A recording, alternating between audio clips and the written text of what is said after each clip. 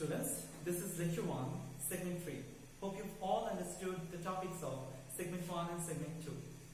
In this segment, we are going to learn about size of a set or cardinality, finite and non-finite sets, power set, tuple, and at last, Cartesian product. So, the first topic is cardinality. Cardinality is a very simple concept. So, what is cardinality? The total number of elements of a set is known as its cardinality, or sometimes we call it the size of a set. So, if a set is called to be set A and its elements are 1, 10, 100, then we can easily determine the number of elements of set A and the number of elements of set A equals to 3. So, the cardinality of set A is 3. We express cardinality by this or sometimes as n of A.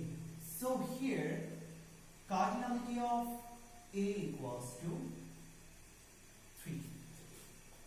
Simple, right? Okay. Now we can see another example where the set will be described in set builder method. For example, the set S is described as this: x belongs to n, x equals to k squared, k belongs to n, and k is less or equal to 5. So, in this set, all of the elements of set S are natural numbers, and all of the elements of set S will be perfect squares too.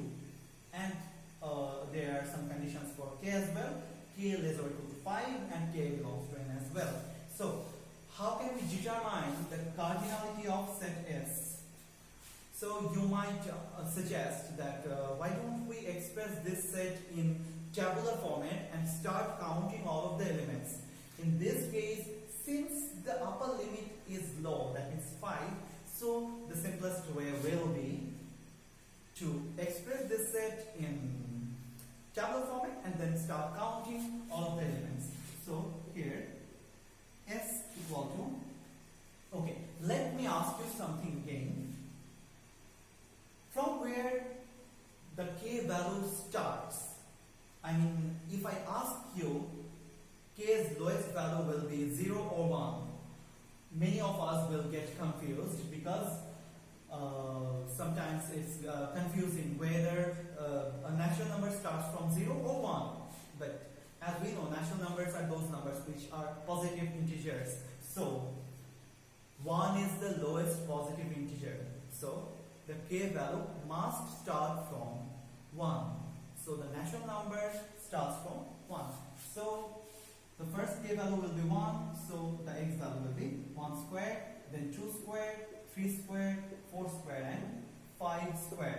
So the total number of elements of set S is 5, right? So the cardinality of S equals to 5. Very simple.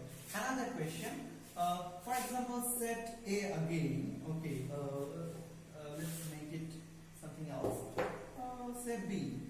B is a set of all English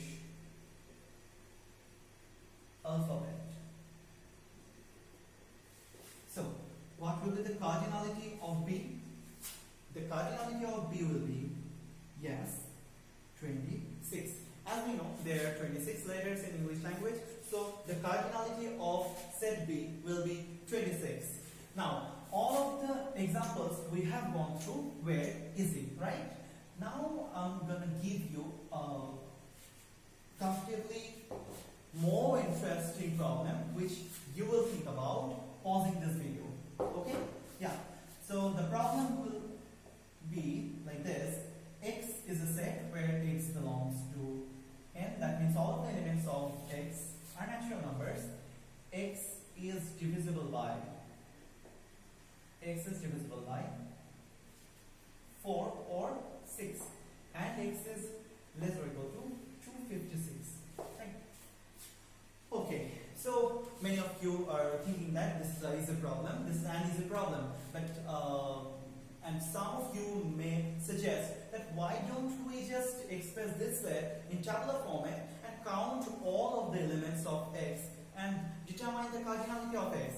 Yes, you can do that. You can start writing all of the elements and then you can count. But as you see, the upper limit of x is 256 and all of the x will be divisible by 4 or 6. So if we think before we solve this problem that there should be a lot of numbers less or equal to 256 which are divisible by either 4 or 6.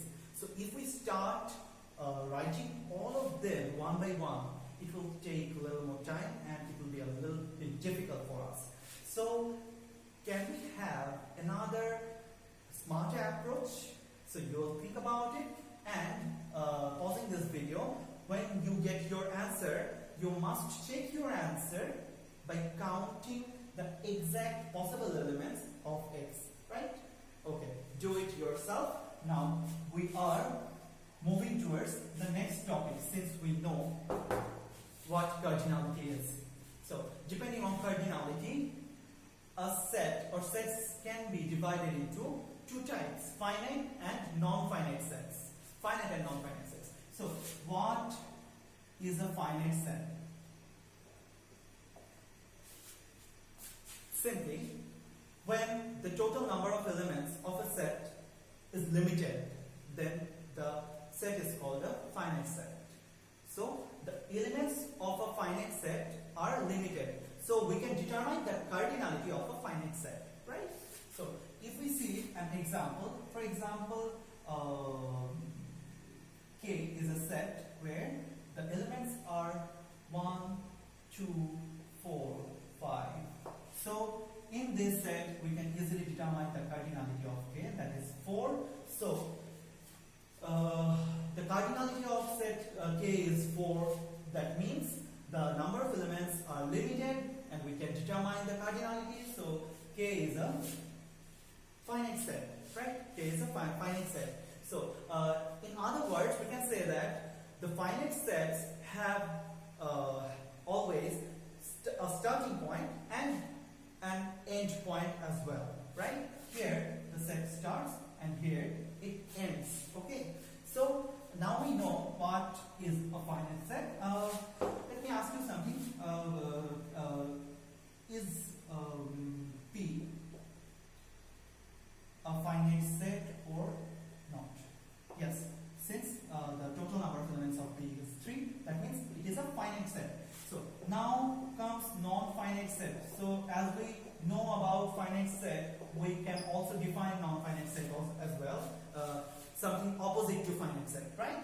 So when the number of elements or when the elements of a set are unlimited, so that we cannot determine the cardinality of that set, that is called a non-finite set. Okay, so what is a non-finite set? We have already studied some well-known, frequently referred sets in segment 1, right? Can you remember N, R, Q, Z? This is a set of natural numbers, set of real numbers, set of rational numbers, set of integer numbers, right? So we know that a natural number starts from 1, then 2, 3, 4. Though we know the starting point of a natural number set, can we determine where it ends, or can we determine the largest possible natural number? No. So there is no end point of set N, right? Since there is no end point, and we cannot figure out or determine the cardinality of N, it means N is a non-finite set. Similarly, all real numbers, rational numbers, and integer numbers cannot be determined. I mean, you do not know how many real numbers are there or how many integral numbers are there. So all of these sets are non-finite sets.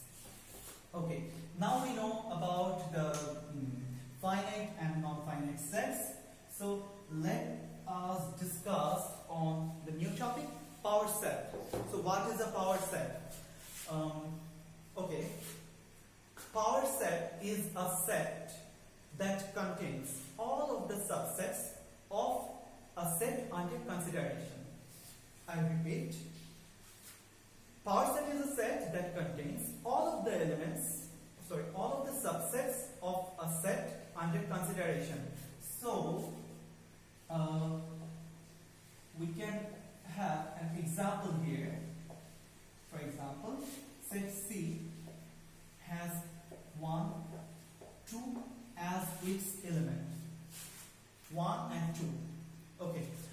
So can we determine all of the subsets of set C? All of the subsets, and we must know what a subset is from segment 2, right? So all of the subsets of set C will be 1, a single element set.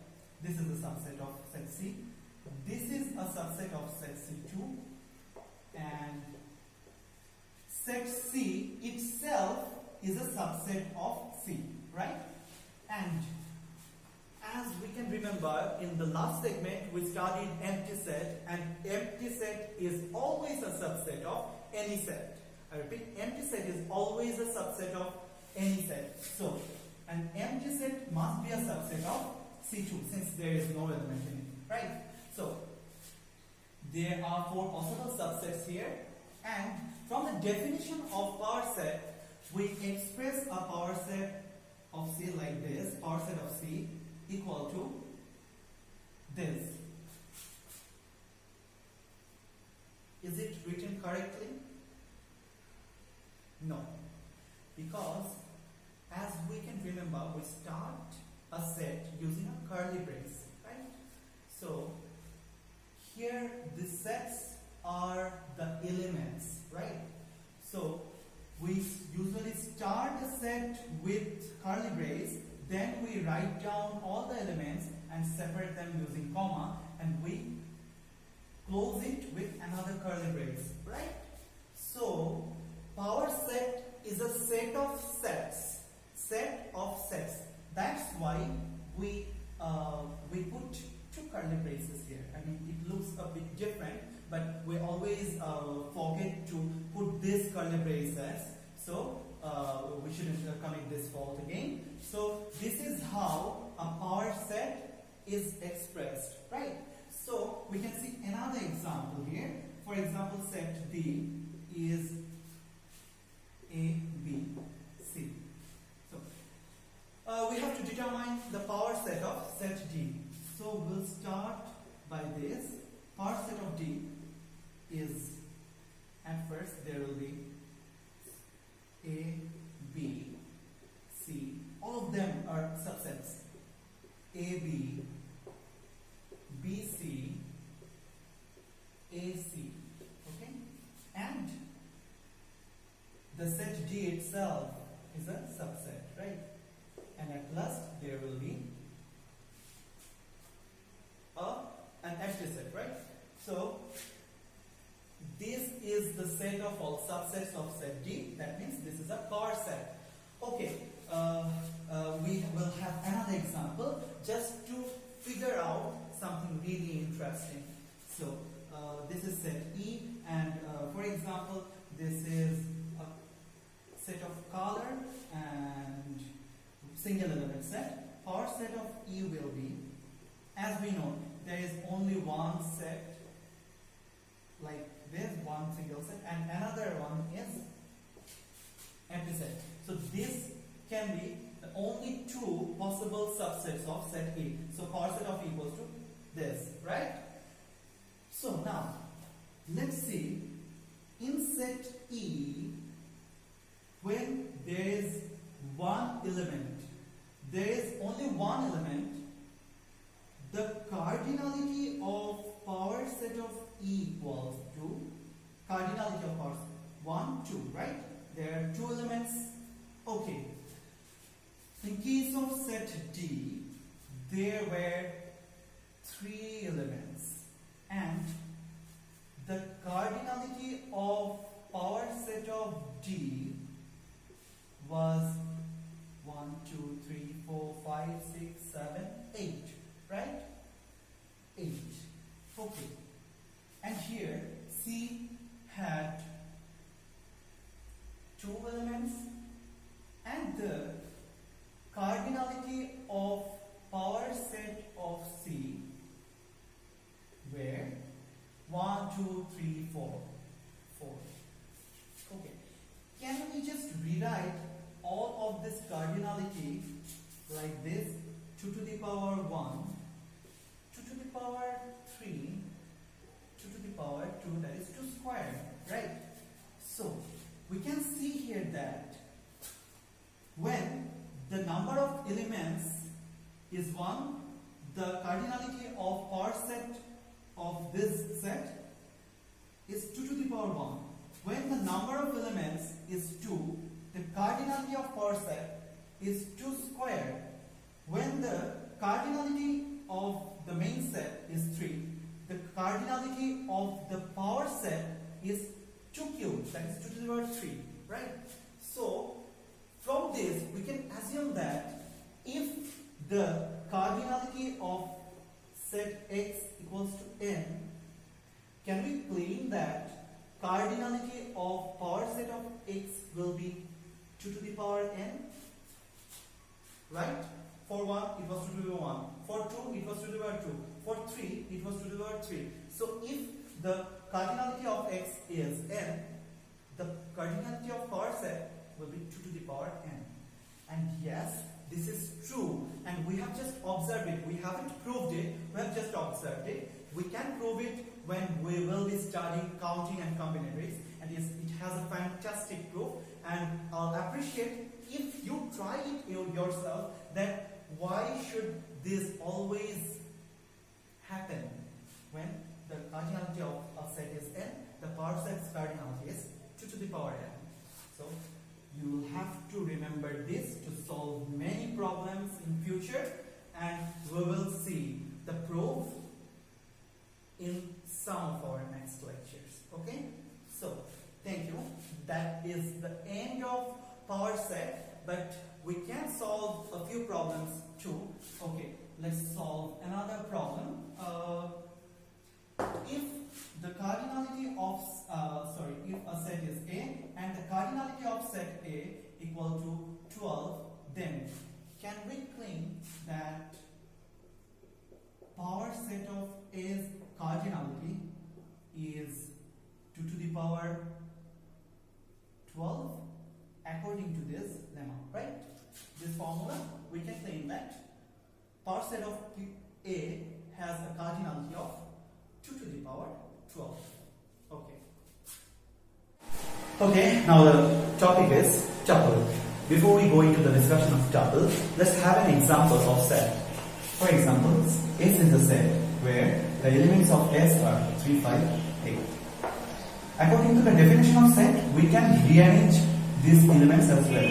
And since in set, the elements order doesn't matter, so if we rewrite these elements in this format, the set will remain the same. And basically, this is the difference between a set and tuple. What is tuple? Tuple is a collection of elements or objects too, where the order of the elements always matter. For example, if we rewrite this in this format using first bracket, we refer to a tuple. Here, this is a collection of elements too, but the position of these elements are fixed, right? So this is a tuple, collection of ordered elements, right? Collection of ordered elements, and since there are 3 elements here, we call it a 3 tuple. If there will be 4 elements in a tuple, then we call it 4 tuple. And so if there will be n elements in a tuple, we will call it n tuple. Okay, so the definition of tuple is tuple is a finite ordered list or sequence of different elements, right? Finite ordered list or sequence of different elements. So the basic difference between a set and a tuple is the order. In case of set, the order doesn't matter. In case of tuple, the order always matters. Okay? So let me ask you a question and you'll try to answer this question by yourself. And the question is, say there is an n tuple given like this, and it is stated that this tuple is said to be equal. So, can we claim that AI equals to BI here?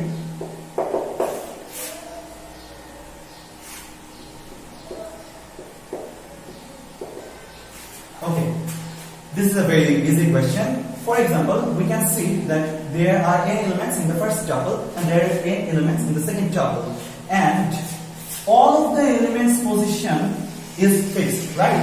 So A1 must be equal to B1, A2 must be equal to B2, A3 must be equal to B3, and so on. Like this, AN will be equal to BN. So we can claim that AI equals to BI. And for an example, we can say that if there is X, Y, Z is a 3 tuple, and if it is said that it is equal to 10, 20, 30, this tuple, then we can say that X equals to 10, Y equals to 20, and Z equals to 30. If they were two sets, we wouldn't be able to state something like that because of being these two tuples. So we can claim that X equals to 10, Y equals to 20, and Z equals to 30. So that's all from tuples, and now we know when what is a tuple and what happens when two tuples are equal. Here comes Cartesian product. So if we are considering two sets A and B, the Cartesian product of A and B is expressed like this: A cross B, and we have to remember that all of the elements of a Cartesian product are ordered pairs. Ordered pairs in case of two sets, right? All of the elements are paired. How? Because let me show you. A is a set having 1, 2 as its element, and B is a set having A, B as its elements. So, how do we determine A cross B? Let's draw a diagram here. This is set A, and this is 1, 2, and this is set B. This is A and B. So, as we know, all of the elements of a Cartesian product will be ordered pairs. So, in a pair, there is supposed to be a first element and second element. In an ordered pair, there must be a first element and second element. So, how do we choose the first element? We always choose the first element from the first set. Choose the first element from the first set. So, we can map it like this, and we'll take the second element of a pair from the second set always. So, we can map this way as well. So, all of the ordered pairs that will belong to A cross B will take the first one from here, one, and the second one from here. First one from here, the second one from here. First one from here, this set, the second one from here, and similarly we'll end it like this. So, we always choose the first element of a pair from the first set in a Cartesian product. So, how do we express this set in set builder format? We express this set in set builder format this way: x, y, such that x belongs to A, y belongs to B. As simple as that. What does it mean? It means all of the elements of A cross B will be of form xy, right? Will be of this form, right? And the first element of the order pair would always belong to set A, and the second element belong to B, right? So this is how we determine a Cartesian product. And let's see another example. For example, there is a set P, and it's a set of two colors, and there is a set Q.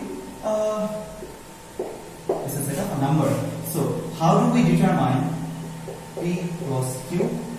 or Cartesian product from P to Q, we determine it like red. First element from the first set, second element from the second set, first element from the first set, and second element from the second set.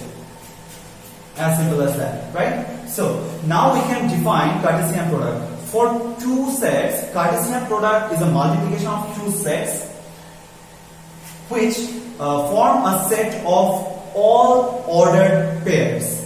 Okay, so in case of these two sets, can we determine Q cross P? Yes. And since we put Q at first, then the first element of the pair will be 3, right? And the second element, the pair will be from P. First one will be 3 and the second will be all ordered pairs, right? All ordered pairs we have considered here. So from this example, can we claim another thing? Let me ask you something. P cross Q and Q P are the same? Are they same? No, they are not same or they are not equal. Why? Because just see this example. The first pair is red 3, ordered pair, and here the first pair is 3 red. Since they are ordered pairs, so the first element of the pair is not equal to the first element of this pair. So these two sets cannot be equal. Okay. So now we can determine the Cartesian product of two sets. So what if we have to determine Cartesian product of 3 sets? Okay, let's have another example. For example, A is a set of like this. A is a set, and this is the set of 2 students, and B is a set. This is a set of 2 courses like CSE230 and CA201. So we state that these 2 students can choose any one of these 2 courses. So in how many ways can they choose their courses, and can we determine it using Cartesian products? Yes, we can determine it. For example, C A cross B equal to A CSE 230 and A CA 201, then B AC 230 and B tab 101. Okay, so this is all possible ordered pairs we can form from A to B. I mean the Cartesian product from A to B. And can we claim that there are 4 possible outcomes? In how many ways these 2 students can choose their courses, right? So 1, 2, 3, 4. These are all possible pairs. Okay, so we can determine Cartesian product for 3 different sets as well. For example, set A is 1, set B is 2, and set C is 3, 4. So how will we determine Cartesian product of A cross B and cross C? So then we'll define it like 1, 2, 3, 1, 2, 4. Okay, first element from the first set, second element from the second set, third element from the third set. This is the law. So is there any more possible pairs we can get from these 3? No. So this is the Cartesian product of A and B and C. So okay, you have to prove something, and by yourself I'll ask you that if the cardinality of the Cartesian product of A and B, A to B,